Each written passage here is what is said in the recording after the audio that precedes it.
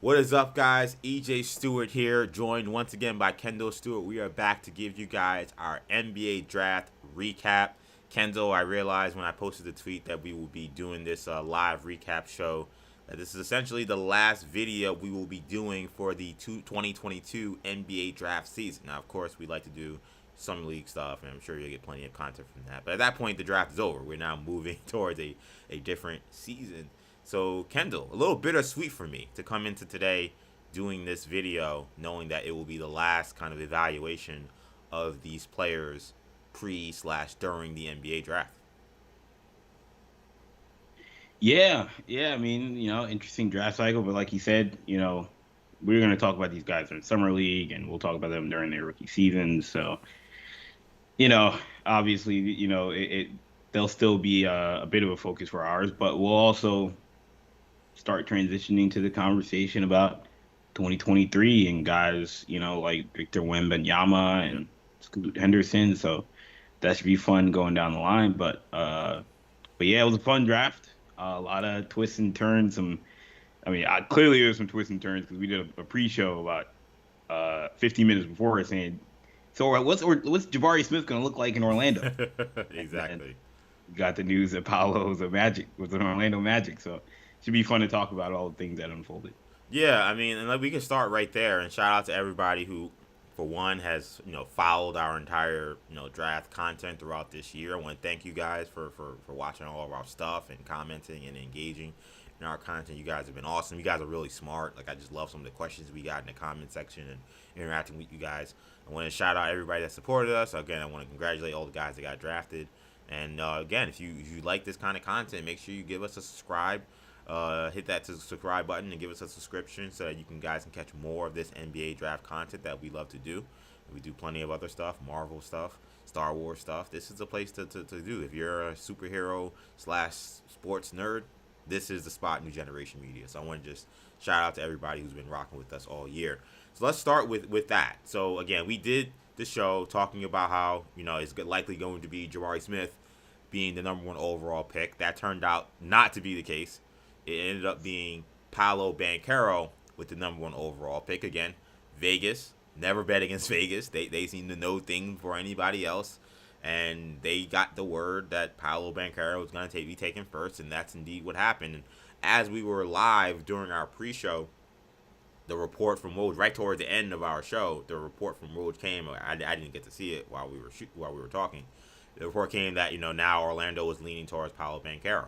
So now that we know that this is indeed the pick, do you feel like Orlando made the right pick selecting Paolo Banchero over Holmgren and over Jabari Smith, who we thought was going to be the number one pick? For me, absolutely. I mean, I said it on our pre-show, and I've said it for the most part throughout this draft season that Paolo Banchero was number one on my big board. That I thought he was the best player in this draft. I think 5 years from now we'll look back, and my guess is he'll be the best player from this draft. I mean, I can see the case for the other guys when you're talking Chet and his potential upside and his impact on both sides of the floor. And you're talking about Jabari Smith's shooting ability and his upside as a two-way player. But I think Paolo Banchero is the most advanced offensive player right now in this draft, particularly of the guys that we're talking about at the top of the draft. He has the most NBA ready body, the most NBA ready skill set. He's arguably the best athlete of the bunch. When you couple in his strength and size combination and speed combination. So yeah, I mean, I understand that he doesn't have the two-way upside that those other two guys have, but this Orlando Magic team desperately needs a go-to guy offensively. I mean, Cole Right. Anthony was that for them this past season, but I don't know if long term people view Cole Anthony as a 1A offensive player. Uh, where I think Paulo Banchero, the best version of Paulo Banchero, could very well be, uh, a 24, 25 point scorer. Yeah, I mean, look, I think that I gotta be consistent. Like, Paolo was number three on my board. Chet Holmgren was number one. I had Jabari two, and Paolo three. I kind of viewed all these guys as a 1A, 1B, 1C situation. Like, I didn't really feel like this was a draft where they clear number one guy and then everyone else was like, you're taking some massive risk or doing something crazy by selecting them. Paolo is an extremely gifted scorer. His size and his frame, they just don't make guys like Paolo. You're talking about a legit 6'11", close to 7 foot guy with his handle and, like you said, the strength he has. He's a force. He's an absolute force, and I understand Orlando looking at their team, looking at their roster, and saying, "Look, we need a supernova offensive player. Like, yes, we have a decent center in Wendell Carter. Yes, we have a guy in Franz Wagner who we really like, but we see him more as a two-way player where his defense and that end is just as strong as his offense. They looked at Paolo and said that this is a guy that we cannot pass up because we don't have that number one type option. And I understand it. I'm not going to sit here and kill them for making that choice. Do I have questions about whether Paolo really can be an impactful defender?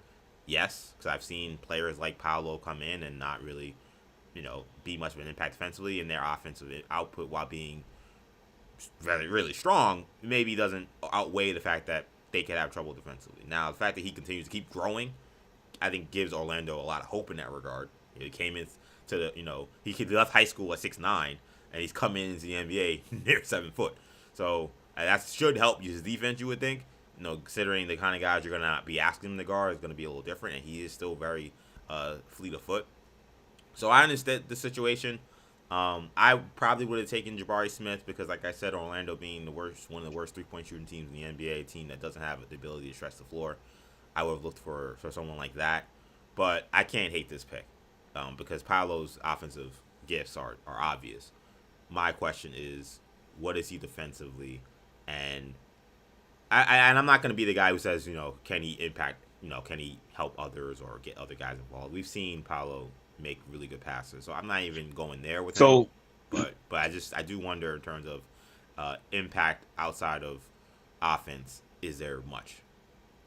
That's my question. So our, that was more so our take on how we feel about the actual selection. But what do you actually think happened? Where in this draft process we had literally everybody that was connected pretty much since the combine and the lottery say it's going to be Jabari Smith. Right. And if there was any dissension, it was the idea that maybe they'll actually go with Chet Holmgren. Right. And leading into the draft, it became much more and more clear that it was going to be Jabari 1 and Chet 2. There was no conversation really about Paolo. He didn't even work out with the Orlando Magic. What do you think happened? I think we got draft night and all of a sudden, and even up until draft night, Woj just saying, no, for you, screw whatever Vegas is saying, Jabari Smith's still going to be the number one pick. This is where it gets, maybe the purview goes outside of, like, basketball when it comes to how I feel about this. I mean, to me, I think what happened was Orlando always had Paolo at 1. And I agree. Yeah, I think they used the draft process and the things that happened in the draft process to swerve people. I really think that's what I think it was. I think it was something that simple. I think they looked at it and said, "We have the control to decide, how the rest of the draft goes and what the narrative is, and if we go with just what the consensus is that we're going to take Jabari Smith, considering they really like Paolo, they could feel like, all right, well, there's other people who really like Paolo too, or people who really like Chet. Maybe someone will race up to go get the guy that they want, even though that's not the guy that we have at 1. Just like we saw Danny Ainge years ago use the draft process to make people assume for all these months, or not months, but weeks, that it's definitely going to be, Marco Fultz at number 1, when he had Jason Tatum at number 1, and he fleeced Philly into giving them premium draft picks in order to go down to 3 to get the guy they actually wanted. Magic Johnson now helped him by saying that we're not taking Jason Tatum, basically, with all the talk about Lonzo Ball. But that was what they did. So I think that's essentially what happened. I think it was basically them just looking at the process and saying, How can we use this to our advantage? And the They problem, probably didn't get this super great offer that made it make sense for them to move down to yeah, any spot. So they were fine with just deciding, all right, well, then we'll just take our lumps with what lumps and just take not even the lumps, but we'll just difference, take the guy we like at one. right? The difference in that case is that from the Tatum situation is that Markel Fultz was viewed generally by most people around the league as the far and away That is true. best player. So it was a lot easier to play that game because you knew that people were going to be more aggressive. Whereas I'm sure Houston probably was, I know Houston fans had told themselves that Yeah. Paolo was the best player in the draft.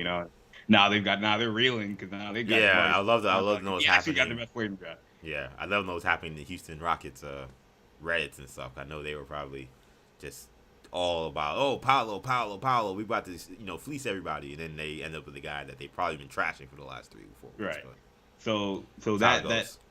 and I also think this Magic organization, this Magic front office, Jeff Weltman, John Hammond. I saw it last year as a Memphis Tigers fan. They're not afraid to use the media to let people run with an idea, like they did last year when Penny Hardaway was. It looked like inches away from becoming the head coach of the Orlando Magic, Right. just to get the fan base, just to appease the fan base who wanted him to be considered and under consideration. And Petty had his own, way of using that process as well. I don't think they were ever going to hire Penny Hardaway, but they're not afraid to use the media to their advantage, however that is done. Yeah, and to me, I think in my opinion, I feel like Woj knew it was gonna be Paolo. See, that's why I say this goes outside of the preview of basketball, as I think that in some ways these scoop people are being used by these organizations, and there's a understanding between the two, because people like Woj and Shams, they're just posting false information. Now the question is, do they know it's false? Maybe I'm super skeptical or cynical. I tend to think that they do know it's false. But they know, well, I don't have on the record to say that this is actually going to be this. So they're just going with what is being told to them. And that's all they can do. I don't know. Maybe that's just, again, that could be Woj did not make a lot of friends during the draft. He couldn't have. Yeah, because when he told everybody, no, it's going to be Jabari Smith. Right. When the Vegas was telling people it was going to be Paolo. Right. How many people, lost money? Like, wait, Jabari's he's the underdog, and Woj said, "Oh, I'm putting down 100. That is Jabari." Right. And yeah, and the only reason why I say that, and I don't mean to bang on Woj at all, even if it sounds like that, is because I feel like I've seen him do stuff like this before, where like all of a sudden, when something surprising happens, he reports it as if oh, this was always going to be the case. It's like, well, then why you were saying something different? Kevin Durant and Kyrie going to Brooklyn is the one thing that really sticks out to me. It's or even the Harden stuff. Wasn't he the big one saying Harden's not going to get dealt this and that, and then all of a sudden it came together. Yeah, Harden was going to Philly. Right. Yeah. Yeah. So I tend to think that that's what happened with that. So it was bizarre. It was a crazy. It kind of began a crazy night. And let's get to the rest of it. But shout out to Paolo Banchero for being drafted number 1. Again, a super talented player, definitely worthy of being a number 1 pick, and I'm excited to see what he ends up doing over there in Orlando. But as we move forward with this draft, we saw Oklahoma City now in a weird position where the guy who a lot of people thought was going to go number 1 is now on the board for them, which maybe they didn't expect. You never know how much these teams know what's happening or what's going to happen. There's only X amount of scenarios anyway, so they were prepared for that scenario. Right, they had to be prepared for. You're right about that. They had to be prepared for because they know that's one of the things that could happen. But I just for them, I just wonder, did they really expect for that to happen? That would be my question. But they stood pat with what we thought they had figured during this process, that they really love Chet Holmgren. They elected to take Chet Holmgren at number 2. They also made a trade with the New York Knicks to get the number 11 pick. Trust me, we'll talk about the Knicks in this stream. They made a trade with the New York Knicks to get the 11th pick. They take Ousmane Dieng, and then they take Jalen Johnson at 12. What did you make of the Thunder's? Sorry, what was that? Dude. No, Jalen Williams. Sorry, I don't know why I put Johnson there. I'll fix that in a second. Jalen Williams and a Hawk legend. Jalen Williams at number 2. What did you make of kind of where Oklahoma City came out of this night? They came in with 2 first round picks, 2 in the lottery. They leave with 3. How do you figure out what they did? Yeah, I mean the Thunder. So look, I love the Chet pick. I know, like you said, there's a lot of people that would have reacted, would have come into the night thinking you're getting Chet, and then once Paolo gets picked, saying, "Well, I guess we're getting Jabari Smith," and that's a hard thing for an organization to deal with because, like you said, you can be as prepared as you want for the idea that, well, look, if Orlando takes Paolo, then I guess we have to take Jabari, but if you thought Orlando was taking Jabari and then they take Paolo, then that means for the last 2 weeks you've been telling everyone in your organization, you've been telling your social media team, get ready to draft Chet. You've been telling Chet you're going to be a Thunder, and then the last minute, it's sort of like with the Warriors. The Warriors made the mistake, allegedly years ago when Klay Thompson gets hurt on draft night. And they told LaMelo Ball all up until the draft that he was going to be the pick. Klay Thompson gets hurt on draft night, and then they draft James Wiseman. You know, so sometimes those things that come that you can't prepare for, even if you have prepared for it, you don't want to change your course because of something like that. So I feel like the Thunder have always wanted Chet Holmgren. From what we've heard, Chet Holmgren has always wanted the Thunder. Yeah. And I don't know if that's a coincidence that we have 2 years in a row where the Thunder, and look, Chet going at 2, he's number 2 on my board. He's number 1 on your board. So him going number 2 is not a reach, but the idea that he was going ahead of Jabari Smith may be surprising to some people. But, this is the second year in a row where the Thunder have drafted a player that really wanted to play in Oklahoma, really wanted to play in Oklahoma City. I mean, last year, Josh Giddey said this is the place of all the teams in the league he wanted to go to. Right. And that, his sister plays at Oral Roberts, and Oklahoma is like home to him and this and that, so that's 2 years in a row. And look, the Josh Giddey pick obviously worked tremendously in their favor. And so you wonder if that's part of the priority for them on top of the basketball side of things. But it's not surprising that Chet being he's from Minnesota, not super far from Oklahoma. It's not close, but, obviously much rather play for the Timberwolves. But if we're talking about teams in the league in that, sort of Midwest region, the Oklahoma City Thunder were the closest team of those teams in the top 3. Look, I love the pick. My issues, I guess, lie with the Thunder with 11 and 12. I don't have a problem with the trade they made with the Knicks, which, like you said, we'll get to that at a later in the stream. But I think the draft picks of Dieng and Williams were. I didn't hate the Dieng pick. I really don't even hate the Williams pick. They just, to me, feel like you're punting on major assets. And when I say punt, Dieng could end up being Nick Batum, and that's who we both comped him to. And if he's Nick Batum, that's an excellent pick at 11. And Jalen Williams could wind up being an excellent role player, an excellent, 3-and-D guy who ends up being a tremendous compliment to the guys they have. I just wonder if at 11 and 12, if those are the types of risks that you're willing to take with those draft picks. When guys like, Jalen Duren are on the board, guys like AJ Griffin are on the board, Mark Williams. Now, again, you could say I'm not going to draft Jalen Duren and Chet Holmgren, which to me, I would have just taken both of them, if I was in that situation. And I would have certainly taken AJ Griffin ahead of Jalen Williams. I really don't know what value Williams, unless you really don't like AJ Griffin, I don't know what he does that Griffin doesn't do. He's just older, and not that much older, but he's older, maybe a little bit more. I mean, I feel like Williams is a much better playmaker than AJ Griffin is. I mean, that's based off what we saw last year at Duke. You're right.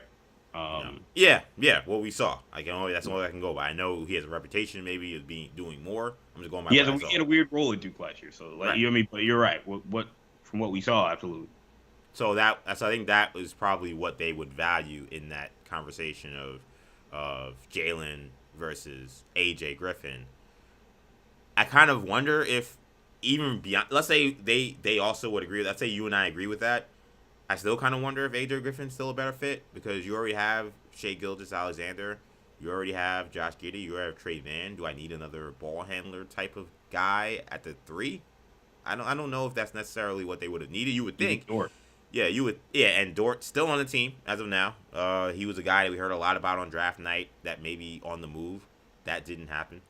Like, I wonder, like, is there a spot where AJ Griffin would have made sense because he can be more of a spot up shooter. He could be a guy more on the receiving end of those plays from Shea and Giddey and Trey Mann.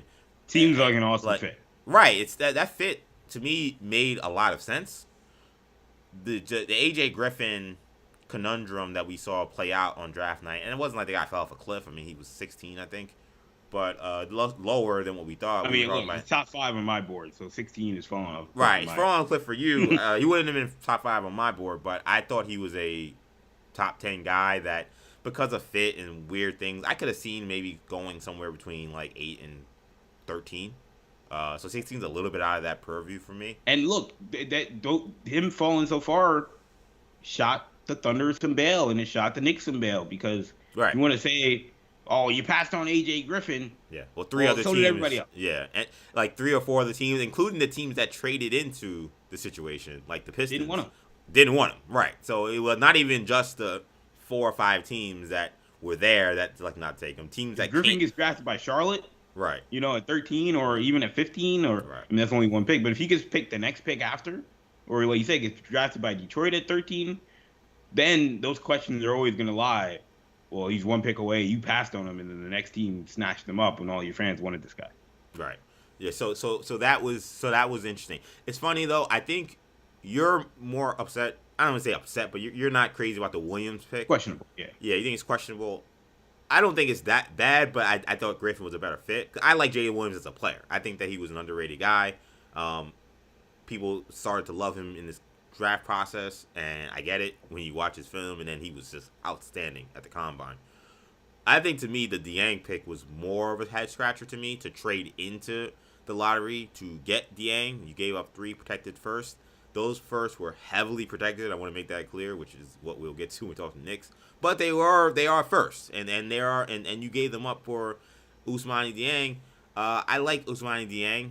We talked about him in our comparison video. Reminds me a lot of a young Nick Batum, but extremely raw, and a guy who I can't imagine really being much of a contributor to an NBA team next year.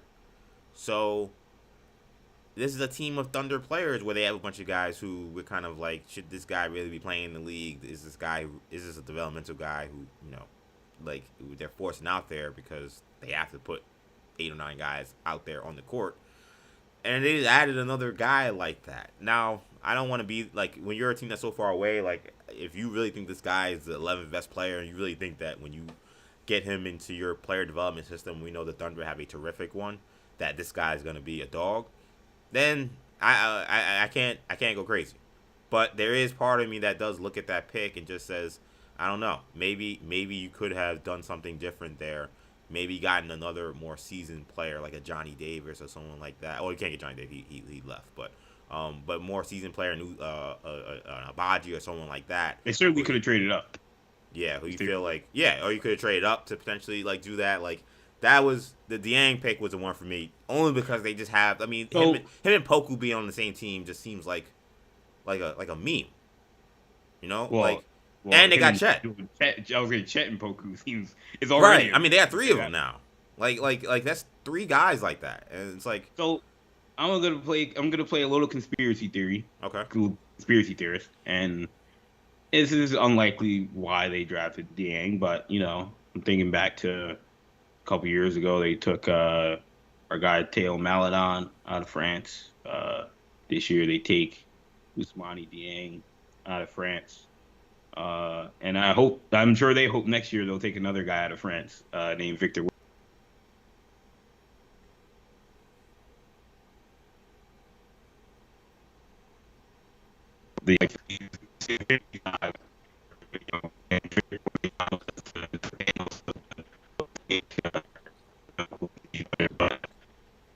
To me,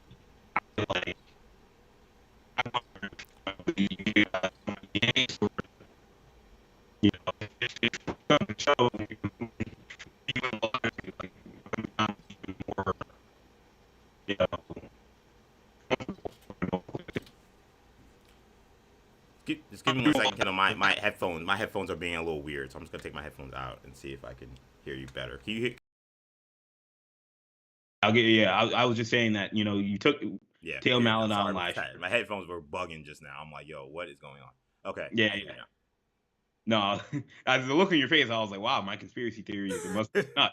I know. I'm hoping that whoever is listening, like, they had no problems. It sounds like you sound fine now, so I assume that the people. Yeah, yeah. I'll rehash it real quick. I Yeah, mean, yeah, they took Maladon from France a couple years ago. They yeah. took Dieng this year. I wonder if look, Wembanyama's coming from France. He's the Thanos of their Infinity Saga of this tank era. He's the he's the golden piece. I wonder if in the event that you want to make him more comfortable or you want to make yourself an attractive destination for a guy like him, either through a trade or just making sure that he doesn't say I'm not going to Oklahoma City. Right, Take a guy like Dieng. It's at the end of the day, it's not why you make these draft picks. I mean, we talked about the idea of Chet and Victor Wembanyama. Do you say I'm not going to draft Chet because I want Wembanyama? right. Clearly, the Thunder either like their fit or they're not thinking about that. They'll cross that bridge when they get there.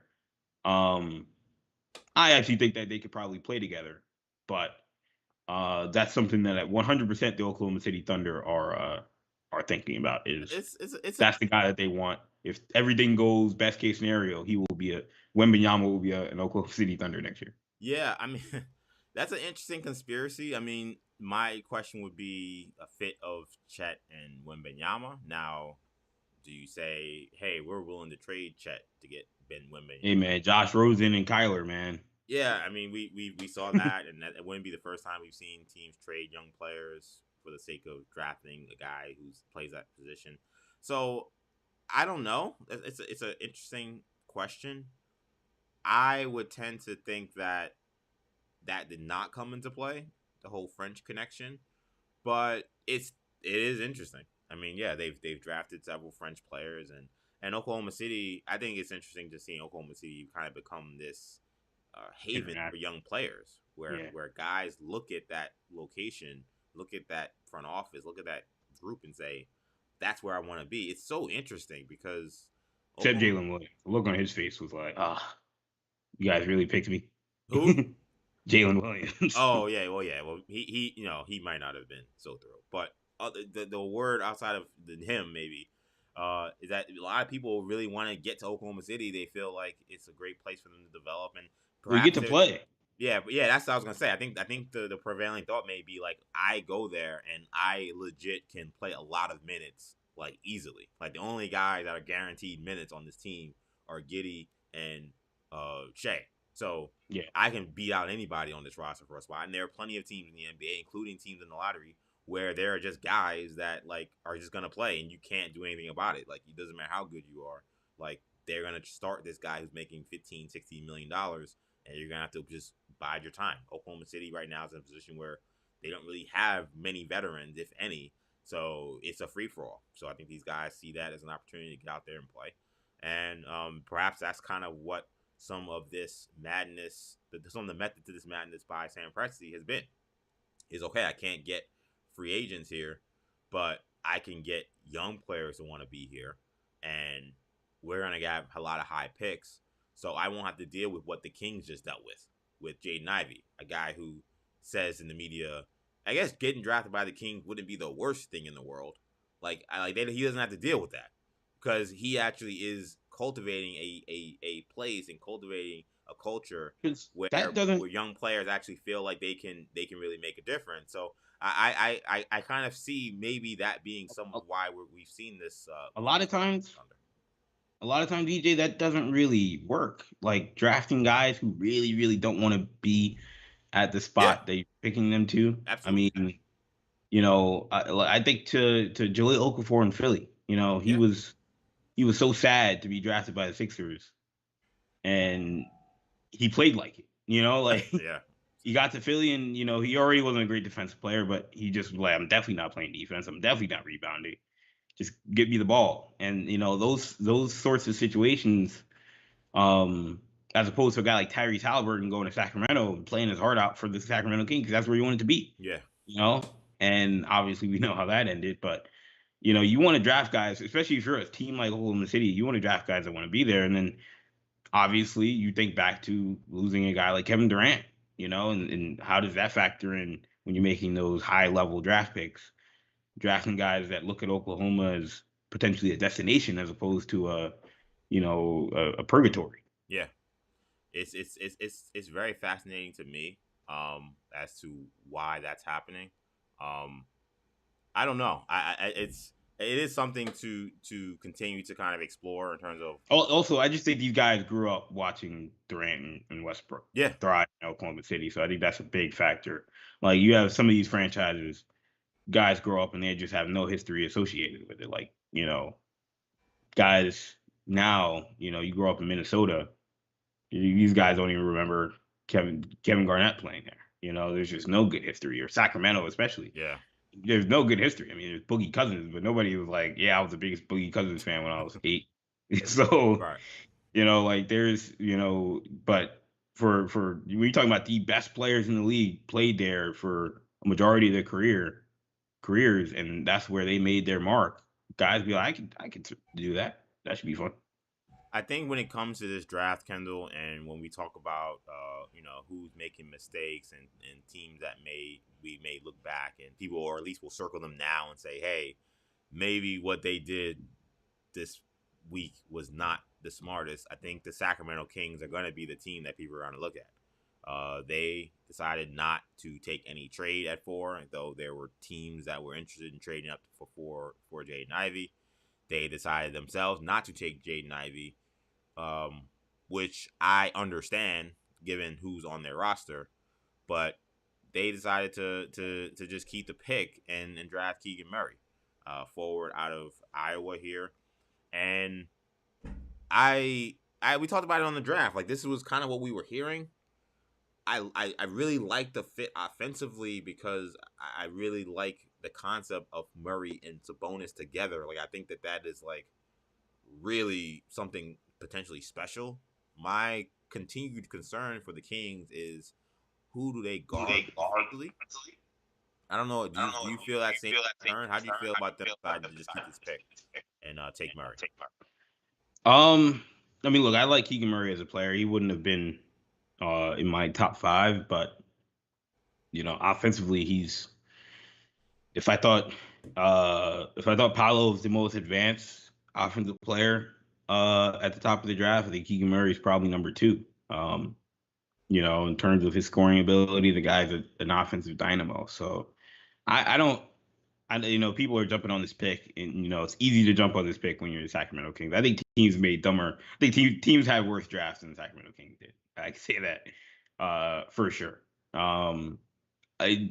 Sometimes we think too hard about the reach and less about the player. Because again, that goes back to if you like if you like Keegan Murray, then coming out of this draft with Keegan Murray for a team that wasn't that far off from necessarily making the playoffs last year, and they jumped up in this draft, um, isn't a terrible outcome. You just don't want to feel like you minimized like this opportunity to have a top 5 pick, when you may never. I mean, knowing the Kings, I'm not going to say they'll never get this chance again because Sacramento Kings, it seems like clockwork that they're in the top 10, but Exactly. um, but not in their mind, they hope that they're never drafting this high ever again. Um, so you feel like a guy, if you don't get a guy that you think has a top 4 or 5 ceiling, then that is unfortunate. But when people are upset with the people that are upset about the Jaden Ivey, and why wouldn't you draft Jaden Ivey and then trade down? I think it comes down to when you're taking Keegan Murray, if that's the guy that you want, then if the Detroit Pistons are smart, then they would have just played hardball. They would have said, "Look, you want you want Keegan Murray. Let's say Indiana wanted Jaden Ivey. Indiana goes to Sacramento, like, yo, trade down just 2 spots. You'll still be able to get Keegan Murray at 6. If I'm Detroit, I'm saying, well, we're drafting Keegan Murray, so um, either you got to take him at 4 or you're not going to get him. So that's the situation that you're in. And then if you're Sacramento, you have to then make the choice of Keegan Murray and Jaden Ivey, and I think it's very plausible that Detroit would have taken Keegan Murray at 5, especially after losing Jeremy Grant. So if that's the choice that you're left with, then if you like Keegan Murray as a better fit, which I think he's a much better fit than Jaden Ivey, I think he's a better pick, for Sacramento taking Keegan Murray than it would have been taking Jaden Ivey. Then I'm not going to give them flat. Again, there may have been other guys that I would have taken, um, but if in their mind Keegan Murray was the best option there, then I can't fault him. Yeah, I mean, I see both sides with that. I mean, I think for me, I felt like Murray. We did our mock draft. Like I had, I know we did Shade and Sharp at 4. Like I had the choice of Ivy and Murray, and I went with Ivy because to me, while I totally understood that Jeremy Grant's days were numbered and you likely were going to need a 4-man to replace him, I just feel like Ivy is the bigger star potential guy. And I don't even want to say Murray doesn't have star potential because he does. I just think for me, Ivy and Cade Cunningham, which we both disagree with right now, we disagree with this point. I think that is a great fit. I know you don't like the fit. I think it's a great fit for a multitude of reasons. One, Ivy isn't a great defender. Cade Cunningham is. So, and Cade Cunningham 6'8". So Cunningham can guard whichever backcourt player you don't want Ivy guarding. So now I could hide Ivy on a second or third tier player if it's someone like Sadiq Bey who maybe can guard a 2-man, and I don't want Jaden Ivey stuck on somebody like a 2 or something like that. So I have that going for me. Number 2, Jaden Ivey, maybe his most elite trait is his ability to attack in transition. And his athleticism running on the wing and running with someone like Cade Cunningham, to me also is a match made in heaven. Cade Cunningham is an extremely selfless player. He is not someone who is afraid of other guys taking more shots. He's all just about winning. And he actually takes pride in making other guys look good. I don't see how Ivy doesn't thrive playing next to a point guard like Cade Cunningham in that regard. So I love the fit with Ivy and Cade. I know you could say, well, this maybe means Cade is more off the ball in the half court. Cade Cunningham can shoot. He's the kind of player that can play with anybody. Like, I'm not really concerned about this idea that he just has to have the ball 100% of the time and you can't have any other playmakers who can make plays. I think that having another guy who can orchestrate the offense, another guy who can look for his own shot, will actually maybe take some pressure off of Cade Cunningham from having to carry the load so much, which is what we saw him do his rookie year. So I am pro this pick. I think Detroit Pistons, if we're doing grades, I give them an A+ for what they did on draft night. I love the fit with Murray. Well, excuse me, with Ivy there.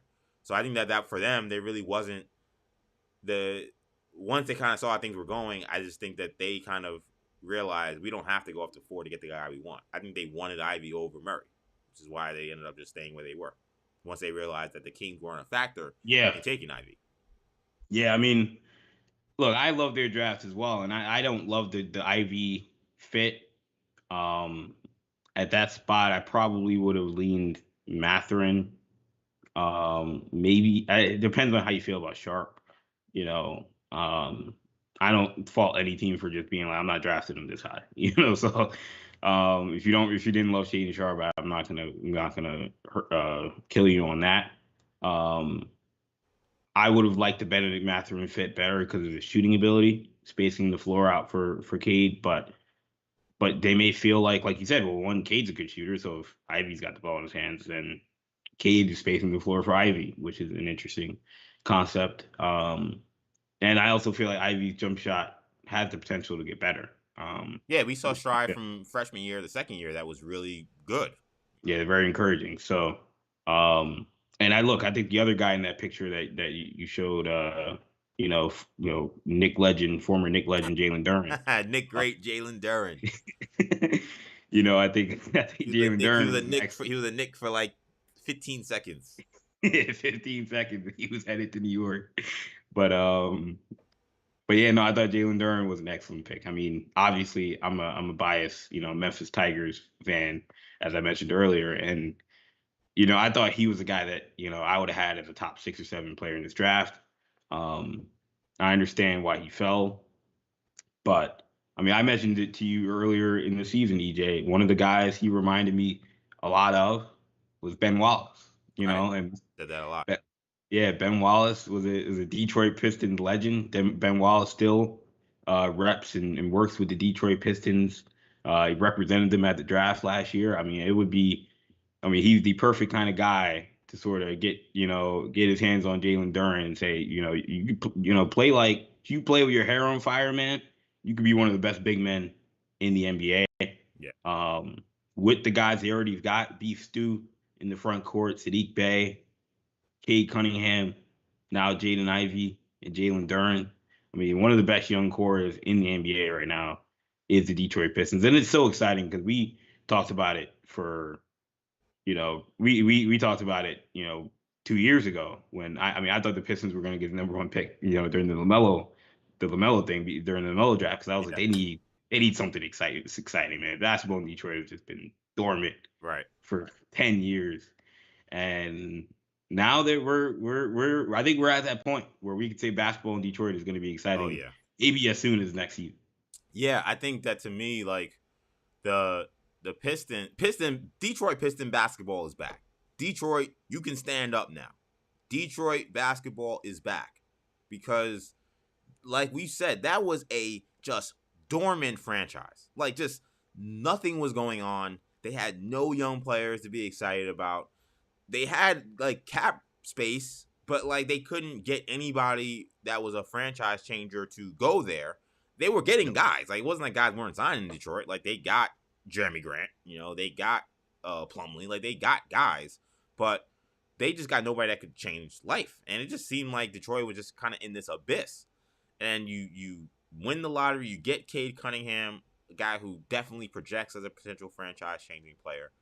But the team is still has a lot of holes, So you're like, all right, well, what else is going to happen? Though this is a good start. I mean, you come into the next draft and you get 2 lottery picks and guys you needed. Like you needed another backcourt guy. Like the Detroit Pistons backcourt, like they were playing Saban Lee, like a lot of minutes in the second half of the season. Like Killian Hayes came into the NBA as this like pick and roll wizard. Now they're trying to turn him into like a defender type of guy. Like they have nothing in the backcourt besides Cade Cunningham. So you add a guy like Jaden Ivey with his athletic profile, his athleticism, and then you add in the front court again another problem for the team. Not a lot of athleticism in the front court, not a lot of size. You add a supreme athlete in Duren. Detroit, stand up. You had a great night, like an A++ for the Detroit Pistons. I don't know how they came into the night with only 1 lottery pick and only had to take Kemba Walker's $9 million to get another one. But the fact that they were able to do that, Troy Weaver, man, there's a reason why people were excited when he got this job.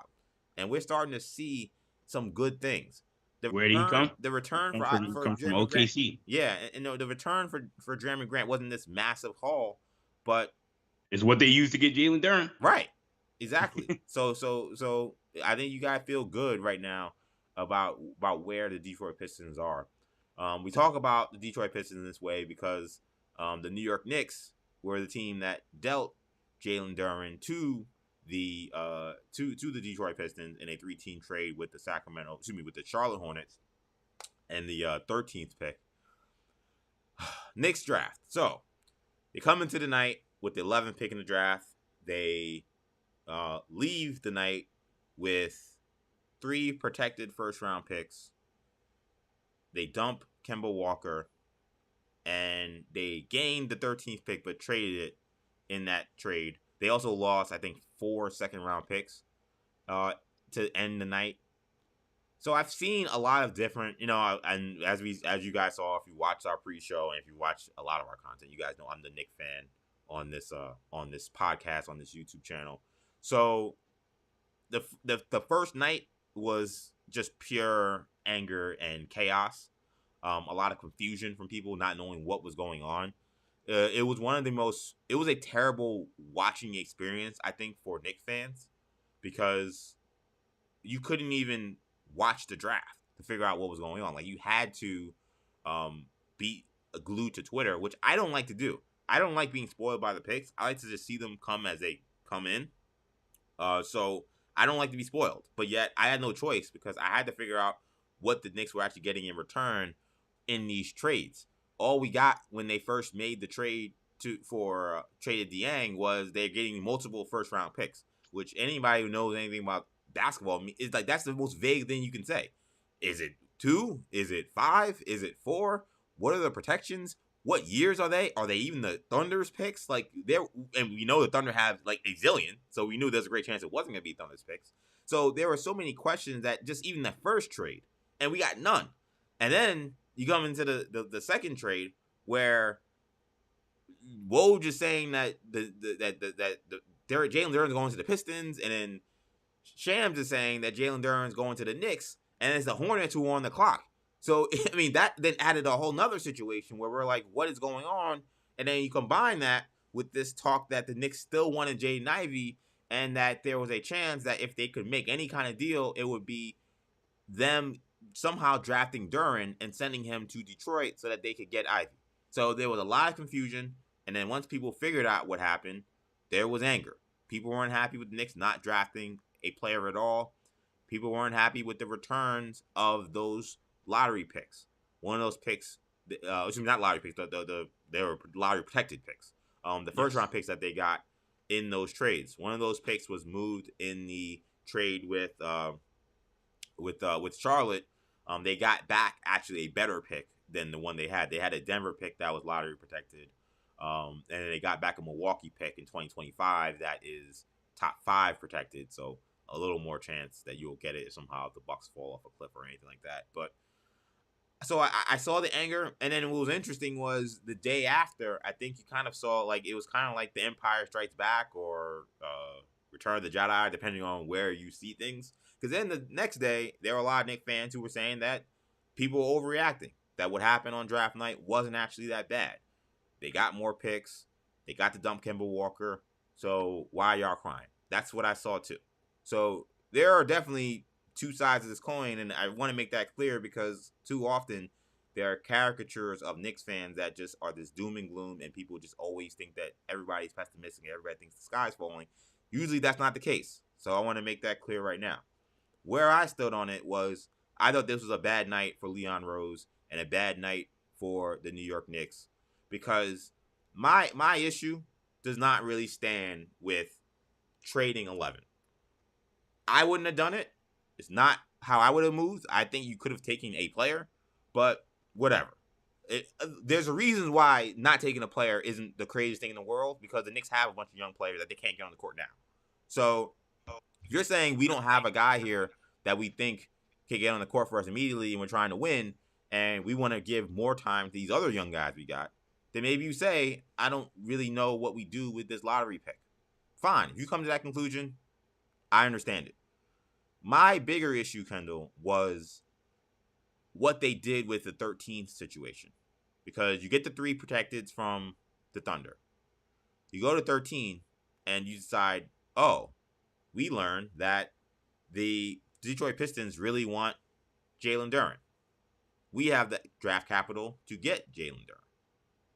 Cool. What frustrated me was their inability, which I've seen often from this team, their inability to maximize premium assets. The most recent example was with the Kristaps Porzingis trade fiasco. And I say a fiasco not because they traded him, but because they quickly dumped him 5 minutes after he demanded a trade and took what should have been a lot less. They took something when they should have got a lot more for him and perhaps created more of a trade a trade market for a player like that as opposed to just dumping him 5 minutes after he demands a trade. Kendall, the Detroit Pistons have $44 million in cap space. That is the perfect team to hold over a barrel if they really want Jalen Duren, which is what they wanted. They wanted Jalen Duren badly. If you're dealing with a team that has $44 million in cap space, and you have Julius Randle, who's making $119 million for the next 4 years. You have Evan Fournier locked in for 3 years, $60. You got Nerlens Noel a backup center who now is probably out of the rotation because Jericho Sims outplayed him, making $9 million. You got Alec Burks, who's blocking your other young players, making $10 million. He's blocking Grimes. He's blocking Cam Reddish because the coach, who you see pictured there, is in love with him for some reason. Why wouldn't you make Detroit take on way more salary than just Kemba Walker, who is like the least problematic contract they had among the undesirables that they had? Those other guys are much bigger issues, and I just explained why. Yeah. Randall's a head case, he's making $120 million. Fournier can't guard a chair, he's making $60. Yeah. Alec Burks is blocking the young players you want to play. He has the same contract as Kemba Walker. Nerlens Noel is a backup center who can't get on the court, and he's blocking Jericho Sims potentially. Yeah. They traded a guy who does nothing to change the fabric of the team. Kemba Walker was off the team the second half of the season. He didn't play. He was off the roster. So nothing changed in terms of the landscape of the actual roster to improve where you're going to be going into next season. All you did was just move $9 million, which for the 13th pick is asinine. How do you get the 13th pick by moving $9 million off your books for 1 year? That's insane. Yeah, that doesn't make any sense. Yeah, that wouldn't fly on NBA 2K. No, you tried to make that trade in 2K. The GM in the message thing says, "Don't call my phone ever again with this insulting offer." That's what they would have told you. But the New York Knicks just gift wrapped it a 13th pick for a player that Detroit probably had viewed as the top 10. Right. Picking. They really wanted this guy. And my thing is, if you really wanted this guy, then hold him over a barrel. You didn't need to make this trade that night. And you didn't get back this great relief that's somehow going to change your life. You get off the Fournier contract, I'm like, I can't fight that. I'm like, okay, like, it's bad that you signed Fournier, but you got off $20 million? Like, who's gonna argue that? You got off Julius Randle? Who's going to argue that? You cannot convince me that a team that got the 13th pick in the draft and only had to swap first-round picks and take $9 million and all you get back is that cap relief and tell me that that was a good night. It doesn't make any sense. So, I mean, I think that you have a right to be frustrated with the return. It's on the surface it doesn't look great. I guess the thing that I would say about what they could have gotten from Detroit is, as Ted DiBiase used to say, the $1 million man, everyone's got a price. And I mean, look, maybe Detroit was not willing to take on. I'm sure the Knicks. I mean, I don't know. Usually, you want to ask high, you aim high, and you bring the price down. Mm-hmm. I'm sure the Knicks didn't start with Kemba. Maybe they did go to someone like Evan Fournier, and Detroit thought that was a little too rich of a price, a little too premium of a price for Jalen Duren. I mean, going into the draft, people assumed that the guy they were targeting was DeAndre Ayton. I don't know if DeAndre Ayton's still I mean, I don't know if I'm not bringing DeAndre Ayton because I've got Jalen Duren, but I'm also not sure if I'm giving up the farm for Jalen Duren if I think I want to get DeAndre Ayton. So It goes both ways there. But my issue with what the Knicks did is, because obviously the name we haven't really mentioned yet is Jalen Brunson, and that is certainly the assumed target in free agency. That is the player that they are clearing this cap space likely to try and pursue. If they're likely trying to pursue Jalen Brunson and they're jumping through all these hoops to try and get him. Given the relationship that they have with Jalen Brunson, both directly and indirectly, I would assume that they have a strong indication that he is interested or willing to sign with the Knicks. So all that is fine, and we can talk about how good we think Jalen Brunson is. All that is subjective because at the end of the day, the draft, free agency, everything in sports is subjective because how many times have we seen teams do things that we view stupid from a personnel decision? The Thunder trading Paul George for Victor Oladipo, or the Pacers rather trading Paul George for Victor Oladipo. and Oladipo ends up being the Oh, better player. yeah, By the time he shows up in Indiana, or the Celtics when they traded Rondo for Jay Crowder, and people are like, "Who's Jay Crowder?" and he ends up being better than Rondo was. right, Rondo going forward. There's plenty of times where that happens, and or we talked about the Markelle Fultz trade, like, oh, why would you trade down to get the third best player in the draft, and Tatum ends up being by far the best player in the draft, like, besides maybe Donovan Mitchell. But we're with the Knicks. I'm not gonna kill him on thinking that Jalen Brunson could wind up being a Fred VanVleet level, borderline All-Star player. right, It's possible based off the way he played in the playoffs. What I'm gonna kill the Knicks on is it's the constant PR disaster that right.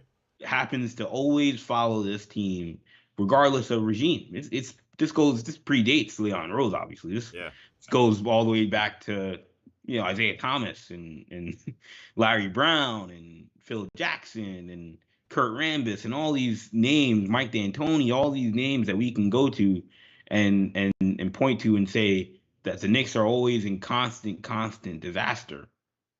And this is what the Knicks decided. They made this bet when they went through this draft process, and knowing full on well that we're probably our number one goal, our number one priority this offseason is signing Jalen Brunson. right, And they went through this draft process making people believe that we're gonna try and get Jaden Ivey and Johnny Davis. right. We really like Johnny Davis, Yeah, and we're talking to AJ Griffin, and we're yucking it up with Adrian Griffin, and all this stuff just to trade out of the draft. And like, you have to understand there's going to be a firestorm coming, and maybe they do understand that. And then to not hold a press conference that same night, I told you on draft night, EJ, I know for a fact the Celtics are going to have a press conference.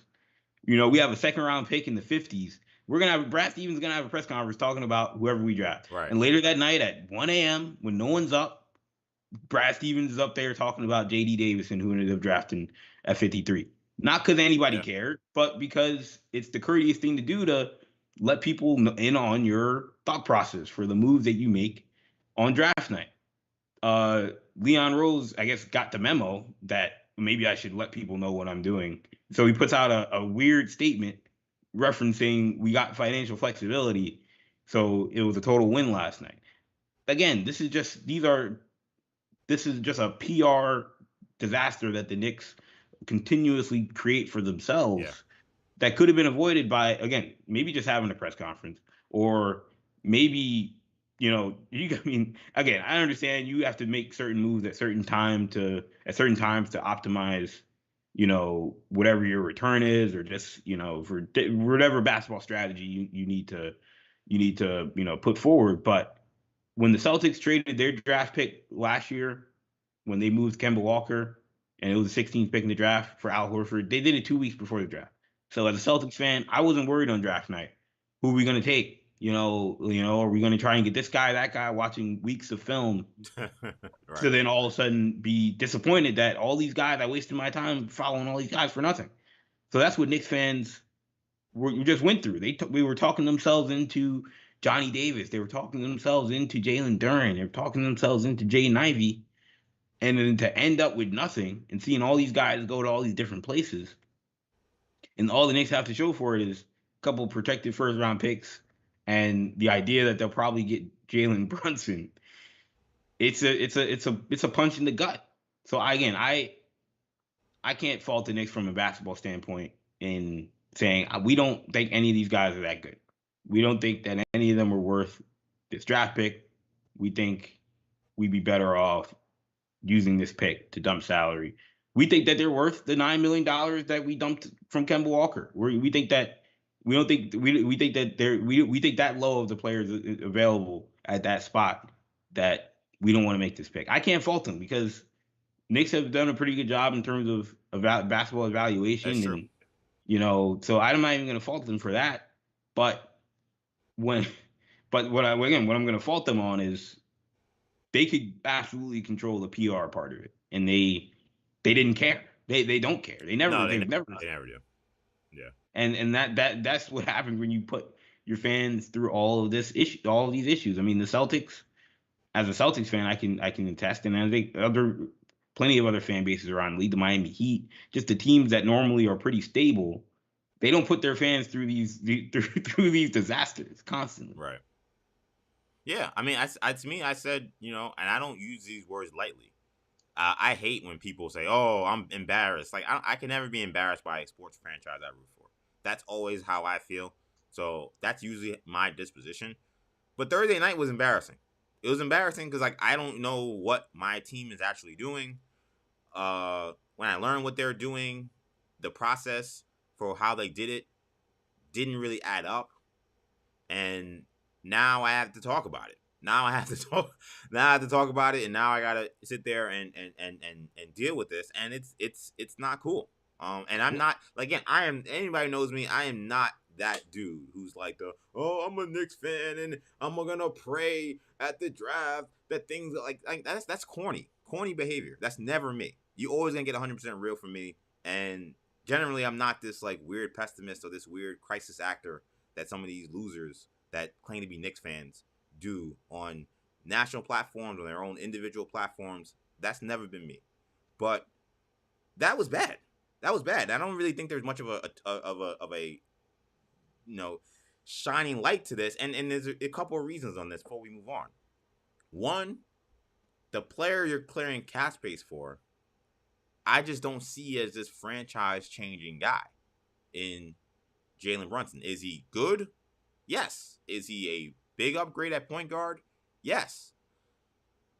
Do I feel comfortable with a team that's going to move forward with Jalen Brunson at 4 years, $110 million, and Julius Randle, who the last word we got going into the draft night was from Ian Bagley. Shout out to Ian Bagley of SNY, is that they're not really looking to trade Julius Randle right now. And he has a great relationship with the front office. First of all, what the hell does his relationship with the front office have to do with whether or not he's be on the team? That's like ridiculous. How did he play last year? That should matter. But again, these things that don't matter based on basketball somehow, kind of pierce their way through in these situations. How is that supposed to be exciting for Knicks fans to move forward and saying, well, at least we got Jalen Brunson at 4 years and 110 million, Julius Randle still on the team at 4 years and 119 million. Like, how is that like? Does that sound like a winning team moving forward? So real quickly. What do we actually think of Trevor Keels, who we got in the second round? I mean, we didn't talk about him much during the draft process, but very high profile guy. That was a cool player. That was a cool pick. I mean, Keels is really strong. He can be a pest eventually. I think when he gets his mind kind of set on doing it. He's kind of a player without a position in some degree because he's not that tall, but I really wouldn't call him like a natural point guard. So I think I've heard people use the Lou Dort comparison. Like I think it's very fair. I think he has a very similar game to Dort.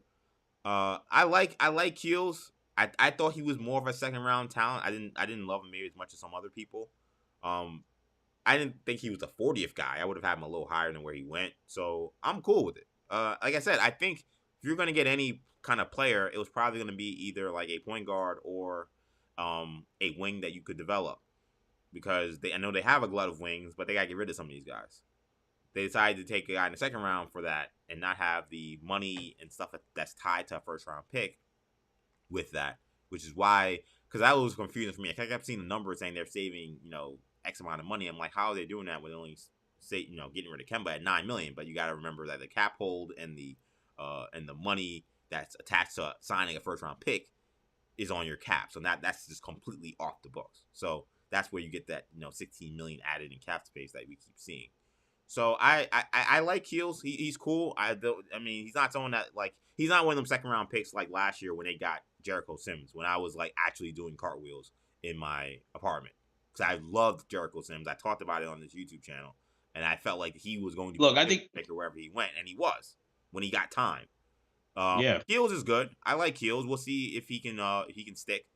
And I'm kind of curious to see what's gonna happen with Gene Montero as an undrafted guy. He was one of the mystery men of this draft that some people thought would be a first round pick. Didn't get drafted. He had a bad beat going to overtime elite. Bad beat. Yeah, bad decision. Just to me, if you're going to overtime elite, you should be no doubt top 15-10 guy. Like if you're like, oh, this guy may be a first round pick, like we're seeing, like if you're a maybe first round pick guy, you could easily just not get drafted. That happens. And to say I'm gonna go play an overtime elite, as me as a draft evaluator, like watching those games, and I watched several of them because I was trying to figure out who this G Montero guy was. It was kind of hard for me to like really decipher what I was watching. He looked good, but like the competition was just I didn't know what to make of it.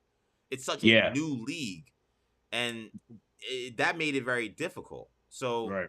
but I think the kid has talent. Like the kid is a really good Yeah, passer. He can score I the will. ball. So I want to see what he does in the summer league. I think that's an intriguing player that they picked up in the undrafted free agency situation. I feel like Keels to me. I mean, I told you on draft night. I really. I mean, I like the Trevor Keels pick. Again, all the draft is very subjective, and I feel like if you told me you're coming, I mean, the guys they were talking about drafting at that 11 spot, you know, we're talking about Jalen Williams, you're talking about um, Malachi Branham. I mean, look, I think AJ Griffin by far was the guy to pick, but let's say Yeah, for whatever reason you weren't taking AJ Griffin. You know, people talking about Malachi Branham and Ochai Abaji, you know, Johnny Davis obviously was before that. But like Trevor Keels to me, like Trevor Keels and Malachi Branham, both one and done guys. I think they're pretty interchangeable as players, and I understand why people would have had Branham ahead of Keels, but I don't necessarily look at the difference of them being one guy should be drafted at 12 and one guy should be drafted at 44. So huh. if you told me that yeah, I mean again I would have taken Trevor Keels at 12, but I'm just saying that anybody that's crying that they didn't get Malachi Branham or that they didn't get Jalen Williams shouldn't feel bad about getting Trevor Keels at 44 because comparable players and pretty good value, I think, where they got him. Yeah, I definitely would agree with that. When we think about, and the last thing also I would just say is I'm just tired of this team feeling like everything's about vibes and everything's about connections. Like again, not other teams are run that way. You told me that Jalen Brunson's name was Jalen Duncan and that he was rep by BAA and not CAA. I don't know if they're doing all this. I really don't. And that there's that part of it that can't Yeah, be separated from when the Celtics evaluating went what is after going on. It can't. when the Celtics went after Gordon Hayward, you know, there was obviously the Brad Stevens Butler connection, but Gordon Hayward's coming off a career season. The Miami Heat were offering him a max deal. Utah was offering him a max deal. So you could very easily make the idea that the Celtics aren't pulling out the red carpet because he went to Butler. You know, they're doing it because he's a great player, Yeah. and the Butler connection is great to have. This is not the same deal. No one else is going. There are plenty of teams that need point guards. No one else is Yeah, jumping through all the hoops trying to get no Jalen one else is Brown. fiending for this guy like this. Yeah. And again, Now, again, Jalen's a I'm good not going to player. kill them on that because he might wind up being Fred VanVleet. He might wind up being better than Fred VanVleet for all we know. At that point, you just have to trust him, and you just have to. And we can evaluate that after he's Yeah, a Knick and after he plays his first game and after his first season. But it's questionable. It's shaky, obviously, like he said. And the motivation is the scary part about it. The questions about what's the actual motivation behind it. yeah. No, that's the part of it that's still tough for me to figure out. Let's talk about the rest of this draft for the rest of the time we have here in the first round. What were some other picks that you liked in the first round? I thought for me, it was the second pick the Rockets made, but them getting Tari Eason at number 17, I thought was a really nice fit. I know they just drafted a power forward at number 3, but I really like the Eason pick because again, this is a team that lacks depth in the front court, and people forget or maybe don't know that Tari Eason put up those very gaudy numbers, essentially coming off the bench. He was a 6 man for LSU. And if there's any top first round pick kind of guy that you're going to have to try to convince that you're going to have to come off the bench and understand your role, he may be the one of the best guys to actually understand that because he literally just did it playing for LSU. And I think when they go small and put Easton at the 4 and Jabari at the 5, I mean, now you got two really athletic, really physically strong and solid guys in your front court, switchable players. I really like Tyree Eason, and I think that team's made a mistake having him fall that far. I would have loved Eason at 11 for the Thunder once they decided that they were kind of gonna go that 3 or 4 or 5 man kind of route. Um, what picks did Yeah. you like in the rest of the first round? Yeah, I mean, overall, I guess just teams that I thought had good nights. I thought Indiana had a really good night I do. getting Yeah. Benedict Mathurin, getting Andrew Nimhard in the second round, and also getting Kendall Brown later in the draft as well. Um, I thought Golden State, I'm not a big fan of the Warriors right now as a Celtics fan, but thought Golden State picking up Pat Baldwin in the late first round and then picking up Ryan Rollins. There's, man, you talk about a farm system that they are building in Golden State. It continues from the James Wiseman pick and they're gonna be a serious threat come summer league if all these guys play.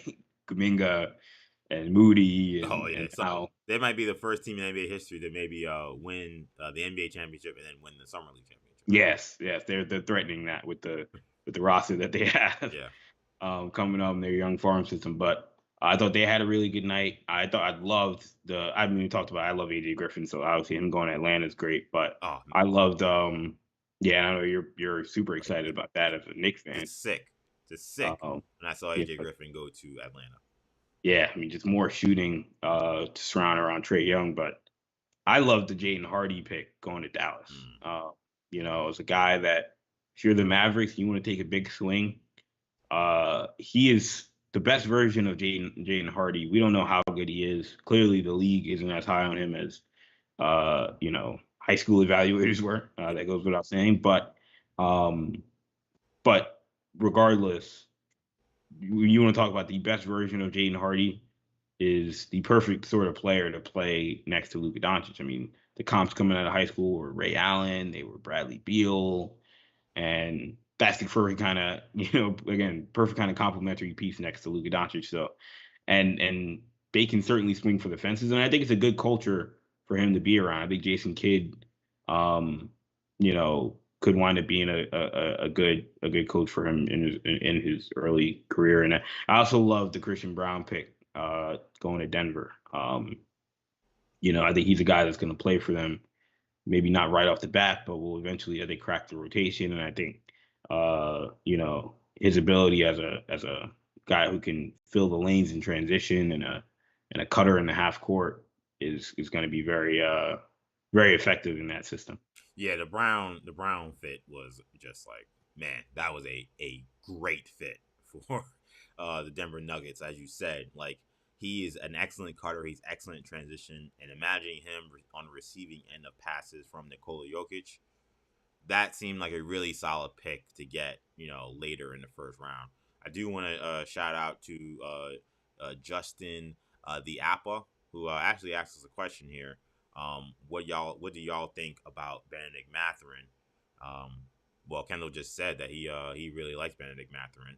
He thinks that Benedict Mathurin is a really solid player. I love Benedict Mathurin. I mean, if you guys have not yet already, you guys should check out our YouTube video, our NBA Draft Versus series. I think a really fun and successful series we had on this YouTube channel where Kendall and I debate Benedict Mathurin versus AJ Griffin, and I took the Benedict Mathurin argument in that conversation.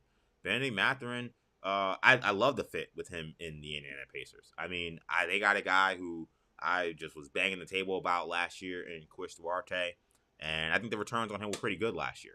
I think you would probably give him a solid B plus for his rookie year.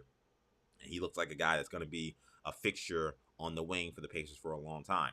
They got Tyrese Halliburton in the trade for Domantas Sabonis. Halliburton looks great playing for the Pacers. Him running the point, he looks solid. And then you add now Mathurin to that mix. You got shooting, you got defense with Mathurin as well, and you got just very versatile players offensively. Mathurin was a really, really efficient offensive player. We already know the high efficiency of Mathurin, and I love what Duarte can do. And Duarte had a good year last year. I think he'll improve on the efficiency numbers this year. I mean, this was again. You want to talk about? I'm a Knicks fan, but I gotta keep it 100. It was sick watching like the Indiana Pacers have like a great draft night, and watching like the Atlanta Hawks have like a good draft night. Like I don't take pride in saying this, The but Brooklyn Nets got your guy Alondas Williams. oh yeah, that was an undrafted free agent, and Kendall played a great prank on me as we were, talking about the debacle of what was happening with the Knicks. He was like, "Oh, well, good news! We got Alondas Williams going to New York." I was like, "Oh man, okay, that's something that's exciting. Like that would be the equivalent of like of the Jericho Sims draft pick from last year." I'm like, "Okay, this is a guy I think can really play." And then Kendall was like, "Oh, he's going to Brooklyn." So that kind of speaks to our relationship, and definitely something that you'll see. What do you think about the Memphis Grizzlies draft night? The draft Twitter draft hipster, Yeah, yeah, they you know. got two guys that Kendall knows how much I talked about David Roddy during the college basketball season. I talked about him I think on this channel too for one of our videos. One of the more interesting players in the NBA, excuse me, in the college basketball season. It's like if you found like a PJ Tucker and like he was playing college basketball, like he probably would be like David Roddy. Like this guy's like a 6'5" power forward, but extremely efficient, very versatile. Did not really do that great at the combine, so I was actually really surprised he went in the first round. He didn't also have a great tournament. His team that some expected to go far, I had them going to the Sweet 16, got eliminated in the first round to Michigan, and team that was ranked only the 11th seed. So I was a little surprised by that, but I was happy that Memphis said, "Nah, we don't care about that. Like we've seen this guy play all year, and we think this guy is a really good player because he is. Um, he's a physical player. He's an unselfish player, and he can score the ball and he can play multiple positions, like I said. So you add him, and then you add Jake LaRavia, another guy who, again, you kind of talk about the kind of draft nerd Twitter, really draft nerds kind of rallying around a certain guy. LaRavia is a guy that kind of late in the process started to show himself as a first round pick. LaRavia is kind of similar, another like tweener type of guy that's probably gonna play 3 and 4, but extremely highly efficient offensively. When you watch him play, you kind of don't know how he's getting his stuff off so efficiently, but he is. I liked what Memphis did. I think Kennedy Memphis. Chandler, What do you say? Kennedy Chandler as well. Kenny Lofton. Yeah, yeah, and then you got Kennedy Chandler in the second round. I thought Memphis had a good night. I mean, Kennedy Chandler is a guy that very people I think would have been not surprised or fine with if he was drafted at 23. And then you get him going in the second round. And what I liked about that too was I felt like Kennedy Chandler was the exact kind of backup point guard I want to someone like Ja Morant. Someone who's supremely confident, someone who can also push the pace, and someone who I think will push Ja Morant in practice. Like Kennedy Chandler has been like the best point guard in his high school class and in his middle school class like for like years. Like, he's been the best point guard in his class for years. So he's not coming in taking a backseat to anybody. And at the point guard position, that's actually what I want. I don't want Yeah. a point guard who's like, oh, I'm like the second tier guy and I'm not as The good. same idea of Sharif Cooper playing with Trey Young. You know. Yeah, like you want guys that are going to be that supremely confident because in this NBA, like those guys have to come in and like really make plays and be aggressive. Like if they're coming in and they're not making much of a difference, they're kind of useless. Remember What Terry Rozier offensive playing end with or Kyrie? defensive line, something, you know. Yeah. And Chandler has now Chandler's small, so that's a little bit of a concern. But teams didn't really take that much advantage of him being small defensively in college. He was a really good college defender. He was an absolute pest. Yeah. So he's a guy that went very early in this process. We're talking about him being a top 20 pick. I did not like him as a top 20 pick because of his lack of size. I thought he was a first round pick. Getting him in the second round, I thought is really good value. Yeah, they got him and they got Vince Williams, they got Kenny Lofton. I mean, they were the hipsters for the night with all these weird picks. But yeah, I thought the Grizzlies had an interesting night. Your boy Dallin Terry goes to Chicago. Yeah, I thought the team. So I'll just real quick throw in. I thought the team that had the worst night was San Antonio. I tend to agree. And they had multiple picks. It's Yeah, not like yeah, San they got three Antonio guys. had 3 first-round picks, Yeah. and I didn't think that they did much to improve their team with those 3 first-round picks. I think Jeremy Sohan, fine player, but it's sort of like what we talked about with a team like Detroit or a team like Orlando, even more so. We talk about we have a lot of role guys. Do you want to add another role player? Not to, obviously draft number one like Chet, Jabari are role players, but you feel like we need a 1A. I feel Yeah, like San Antonio was in that same bind, and they drafted three guys who, at best case scenario, probably all role players. yeah, Jeremy Sohan gonna be a great role player probably one day in his career. Malachi Branham will probably be a solid role player in his career at one point, and we'll see with Blake Wesley, but I don't think he's going to wind up being that much better than DeJounte Murray, best case scenario. So you drafted three guys like that when they don't have anybody that's 1A right now. They're talking about moving DeJounte Murray, which means they don't even have anybody that's like a number two on their roster. So yeah, not there weren't great options on the board at that point, but Jalen Duren is a guy that has high upside. Johnny Davis is a guy that had a high upside, and I don't know. yeah. I was not crazy about the Spurs either. I mentioned on the YouTube channel like Sohan was not among the top three guys I was considering when we did our mock draft for the San Antonio Spurs. Again, it's nothing really about the player. It's more about like what the Spurs have and what they need. And I just feel like they need some offensive punch in the front court. And they don't get much of that with Jeremy Sohan. At least not right now. Could he develop into a better offensive player? Absolutely. He's a very young player, and we see guys who were not great offensive players turn into great players. So it's a young player. He's a hellacious defensive player who can guard literally 5 positions. So like I don't want to undersell that, but I just didn't know. He didn't change. I don't think he really changed his life for me. He would have been a perfect fit if this was the Spurs with Duncan and Right. Ron and Tony. I'd be like, oh Yeah. man, just like Kawhi was. Right. He He was comes in. He awesome. knows exactly what his role is. Yes, it would have been perfect. I think with who they are now, I don't really get that. And then, I don't. I like Brandon more than you as a player. But him combined with Wesley goes to an issue I had when I was looking at this team was I don't know Just how you have a million young wings and none of them have really hit in a major way. I think that there is hope for uh, uh, uh, Primo and you know Lonnie Walker's Vassell showed some things. Walker had a decent year, but Walker's a free he's agent. about to leave. Yeah, So I assume he's gone. Like I don't know how you resign him with drafting 2 more wings. But so now you throw in these wing players with the other guys.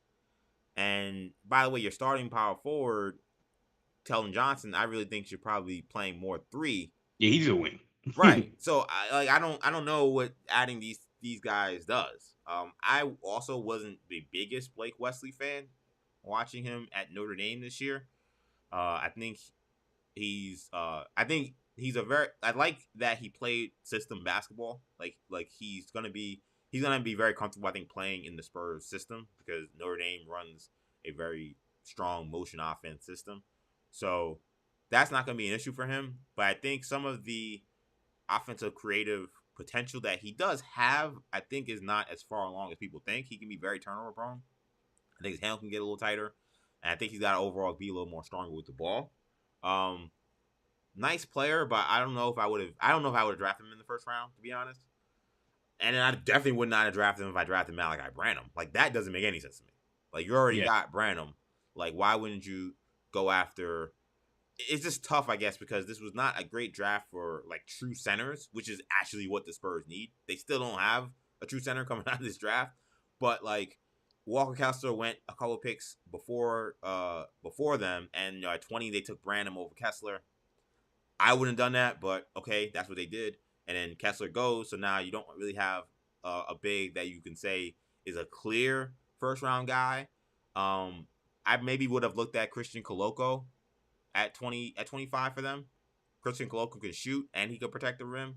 So yeah, I thought the Spurs really didn't do a great job. I did not like what they did at all. So I would co-sign that that signing. For other teams that I wasn't crazy about, I don't know. I feel like this was a weird draft. Where I don't feel like a lot of teams really like hit it out of the park. I think a lot of teams did decent. I'll be honest. I'll talk about the Minnesota Timberwolves making that Kessler trade, and Kessler's a guy that I have actually liked a bit. I don't know. It's tough drafting to me first round pick centers on a team where your center is playing 35 minutes a night. Like, and I like they don't necessarily have great options come off the bench. Though Nas Reed's a pretty good player, which is kind of also my point. Like they kind of have a decent backup. He's totally different from Kessler, and I could see maybe them thinking they need a more of a shot blocker, more of a defender.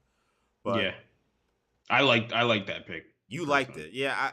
I didn't like the Wendell Moore pick. I'm not Well, that I big a did fan not like the Wendell Moore pick. Wendell Moore, to me, was not a guy that I at mocked a as first a round first grade round on. pick. Yeah, So him going 26, and and I'm not a big Minot guy. They also got him. they traded assets for him. Um, so yeah, I wasn't really cool with that. I didn't think Minnesota had the greatest night. Were Yeah, there any Josh other Minot. teams that for you didn't like besides the Spurs? So I mean, look, it's tough because I think I didn't love a lot of the picks in that mid to late lottery, but Right, I just think that was a bad value spot for a lot of teams. I So think so like, too. I didn't love Shaden Sharp in Portland. I would have obviously I think you would have much preferred Mathurin, but he wasn't there. I would have taken AJ Griffin, but I'm not gonna go crazy over the Shark pick, but it is what it is. And then Dyson Daniels to New Orleans, I didn't love, but again, who That's else you interesting. I take? actually really like that pick. That was actually Yeah. probably one of my favorites in the It's, top it's 10. the return of the Lonzo Ball, the return of Lonzo Ball to New Orleans. So I guess if they really wanted him back, then that's what they got. And I don't hate the pick because you then ask who would you have taken. I probably would have taken. I mean, look, I loved AJ Griffin, so all Right. these I would have taken Yeah. AJ. The ongoing theme from Kendall is if you He felt. drafted before the Hawks, he probably thinks you should have taken AJ Griffin. Yeah. So if we're assuming he was off all these teams' boards, I think Johnny Davis could have made a lot of sense at that spot for a lot of the teams as well.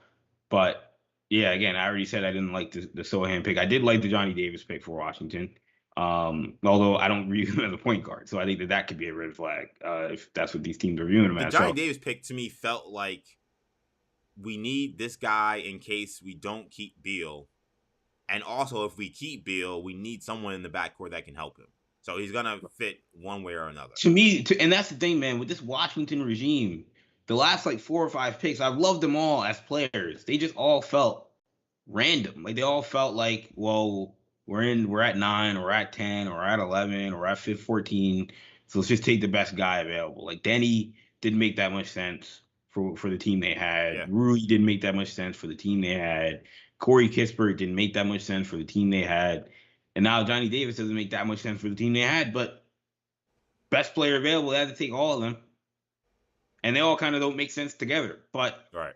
but again, every single one of those guys was pretty clearly the best player available where they took him, or at least amongst the best players available where they took him, regardless of the fit to the actual Yeah. roster. I mean, I think that's a fair point. I think when you look at what we've seen from that organization recently, I agree. I think that a lot of times they have been taking best player available. And there are a lot of people who subscribe to that as draft philosophy, that you have to just take the best player available. I have never been that guy. I think that there are a lot of times where you should. There are a lot of times when you should. I'm not saying that I don't think you should take It's best player easy for available. them to do it because they haven't had a direction. They haven't had a plan Yeah, for years. I think to me, I think they don't know what they're doing really. So they're just they kind of have no choice but to just take the best player available. But I think that there are times where, because the draft is such a crapshoot, I think you also have to take into consideration, like, I might be wrong. I think this guy's the best, but like he might not be. And if I'm gonna just take a guy who doesn't fit, well, now you got a guy who stinks and doesn't fit. Right. So like, Or he may not be as good as he could be in this fit. right, exactly. Maybe he could be a better player in a different place. I see what you're saying, and I tend to agree. On conditionally, yes. I don't know if just taking the best player available is always the best idea, but overall, man, it was a interesting night. I cannot say it was a fun night for me as a Knicks fan. I think it was fun night in regards to just the draft, playing out. We played out all these scenarios, had all these conversations, whether it been just you and I personally or just through the whole entire draft process on our YouTube channel. It was great to just see it all play out, and that was fun to have. And again, I thank you for being, of course, my partner in all of this. And again, I thank the people who were engaged in our content. Like I said, if you guys love what we do here, and we certainly love it, that's why we spend the hours and time to do it. Make sure you give us a subscription. Make sure you hit that subscribe button. New Generation Media. We do draft content, not just during draft season. We do it all throughout the year. We're doing content during the summer. We're doing content during the start of the college basketball season. We're doing it during the college basketball season. We're not people that are just helicoptering in. We really, really love this. So if you really love this content, make sure you subscribe. And if you like other things outside of sports, like I said, we do a lot of superhero content. That's also the great passion that we have. We also love Star Wars. We want to get more Star Wars stuff on this YouTube channel. Make sure you hit the subscribe button to subscribe to that so you can see some of our superhero content as well. And then, like I said, also, or I did not say yet, but we also have an entire different channel, our podcast, where we do original commentary, not just on superhero stuff, but also on general sports stuff. So there's a plenty of ways to kind of, get a bite at the apple with some of our thoughts and some of our commentary. And we love to engage you guys, and we want to keep you guys around. So do that by subscribing to the channel. Check out our podcast. You can find that on Spotify, Apple Podcasts, SoundCloud, Stitcher, and TuneIn. Just search New Generation Media, New Generation Podcast Network. That's where you'll find our weekly podcast we do every week. We do a sports podcast every week. We do a superhero podcast every week, and we do a Star Wars podcast every week. So we're grinding over here, man, and I want to thank everybody again for checking us out. Any last words, Kendall, on this conclusion of the NBA draft season as we move into 2023? I got 2 words for you: Victor Wembanyama. If you haven't checked him out, I mean, we followed him for quite a while, but I just had to refresh because the Victor Wembanyama tape this isn't even his draft year. Although I found out this week that he was 4 days away from being eligible for this draft, which would have been. I know I feel bad for the Orlando Magic, but with that being said, I watched his tape again. It's one of the more impressive things you'll ever see. It's like reading the Barry Bonds baseball reference page. It's that impressive. But again, he'll have another year of playing out in the EuroLeague and in France. So, man, whoever wins that lottery next year, I'll say it now. I mean, look, I love the Luka Doncic, and I think Luka is the best prospect I've seen. I don't know if he's going to be they're different. He's the closest thing we've seen to Luka, but it's from just a prospect standpoint. I will say it. He's the best since LeBron. It's wow. It's not the only guy to me is Luka that I've seen that I felt that comfortable with. Yeah, and that's not a late. And then Anthony Davis, in that conversation as well. Yeah, and people, if you follow the channel for years, because we've been doing this for years, people know that Kendall was extremely high on Luka Doncic, well before the NBA draft and the NBA draft season that year. So yeah, about 2 years prior. Yeah, exactly. So I think to me, as a wrestling fan, we said I got 2 words for you. I was like, are we gonna have a PG-13 or a rated R moment here? Is this gonna be a DX chant we're gonna have here? But yeah, I think. Well, shoot. I mean, nice crop chop there. Look, Victor Wembanyama is coming, guys. He is absolutely coming. He is a force. He is unlike really many players I've ever seen. And do your homework. Do your homework now, so that when people start talking, that you know what you're talking about, and you can join in the fun of talking about this really talented Frenchman. I remember. Think about he was like 16 years old, like doing like post moves with like Rudy Gobert, and he looked way better than Rudy Gobert. Yeah, remember that? Yeah. They would take turnaround fadeaways, and I'm like, this guy looks way smoother. I couldn't believe he was 16. Like when I was like, yo, who is this guy? And you're like, oh yeah, that's him and Vincent Poirier. He's not gonna be drafted though for like 4 years. So I'm like, what? Because he was already 7-1. Think about that FIBA U19 gold medal game against Chet Holmgren. Yeah, dominated. Think about how much better he looked than Chet Holmgren. Yeah, dominated. He dominated him. Chet Holmgren was the number 2 pick in the draft and dominated all these dudes in college basketball. Yeah, and Chet Holmgren dominated every other team they played throughout. Yeah, dominated Jalen Duren. Chet Holmgren was awesome this year, and he looked like a kid playing next to Victor Wembanyama. Yeah, and a year before Victor Wembanyama was even eligible for the draft. Yeah, and he looked like a kid also because he was like Wembanyama was towering over him. Exactly, he literally looked like a kid. I've never seen anybody tower over Chet. It was very much felt like Thanos versus the Hulk in Avengers Infinity War when those guys locked horns. And Chet is a big time competitor, so I know he's gonna be ready for that next battle when the NBA happens, because I think he knows that, wow, I saw a guy that maybe or is better than me. So yeah, Victor Wembanyama is a guy to definitely to pay attention to. Track. Yeah. One thing real quick here. I just wanted to put this on here because I like to give a shout out to all the people. I do not speak. I believe that is Hebrew. But correct me if I'm wrong. So I don't know your name. Yes. But this guy, just wanted to say real quick that Miami made a great choice by taking your guy Nikola Jovic, who's going to be an NBA star, a smart player, thinking, vision, really high game, a style of play from the Balkans to change the game rhythms. So shout out to this gentleman Yes. or person. It could be a Yeah, I lady. wanted I'm to not give sure. Jovic a shout out. I hate the Miami Heat, so but they always seem to also Yeah, get yeah. take that. You hate the Heat because they do things right. Yeah, they took a Tyler Hero pick before the Celtics. They take Nikola Jovic. I was ashamed. It was a shame he didn't end up in Denver, but yeah, he's gonna be awesome in Miami, no doubt. Yeah, that was also a really good pick, I thought.